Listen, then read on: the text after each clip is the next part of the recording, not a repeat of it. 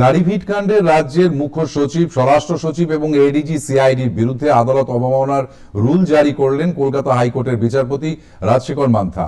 6 বছর আগে 2018 সালের সেপ্টেম্বর মাসে বাংলা ভাষার শিক্ষক নিয়োগের দাবিতে উত্তর দিনাজপুরের দাড়িভিট উচ্চ বিদ্যালয়ে তুমুল ছাত্র বিক্ষোভের সময় পুলিশের গুলিতে 2 প্রাক্তন ছাত্রের মৃত্যু হয়েছিল।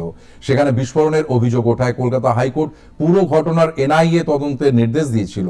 কিন্তু দাড়িভিট কাণ্ডে তদন্তকারী সংস্থা সিআইডি এতদিনেও এনআইএকে প্রয়োজনীয় কাগজপত্র হস্তান্তর না করায় আদালত অবমাননার মামলা দায়ের করা হয়। আগামী 5ই এপ্রিল রাজ্য প্রশাসনের 3 কর্তাকে আদালতে হাজির হওয়ার নির্দেশ দেওয়া হয়েছে বলে জানিয়েছেন মামলাকারীর আইনজীবী পার্থ ঘোষ। এনআইএকে সিআইডিকে চিঠি দিয়েছিল যে যা কাগজপত্র যা আছে কোর্টের অর্ডার অনুযায়ী সেটা তারা কমপ্লাই করবে এবং সেই কাগজপত্র যাতে হ্যান্ড ওভার করা হয় এনআইএকে।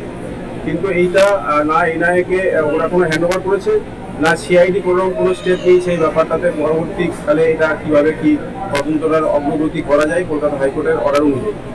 আজকে আমি কন্টেম্প পিটিশন ফাইল করেছিলাম, কিন্তু ওনারা কিছু দেয়নি বলে আজকে জাস্টিস রাজশেখর মান্থা, আমাদের হোম সেক্রেটারি, চিফ সেক্রেটারি এবং আজকে যিনি আমাদের সিআইডির প্রধান আছেন তাদের এগেনস্টে 3 জনের এগেনস্টে রুল ইস্যু করেছে।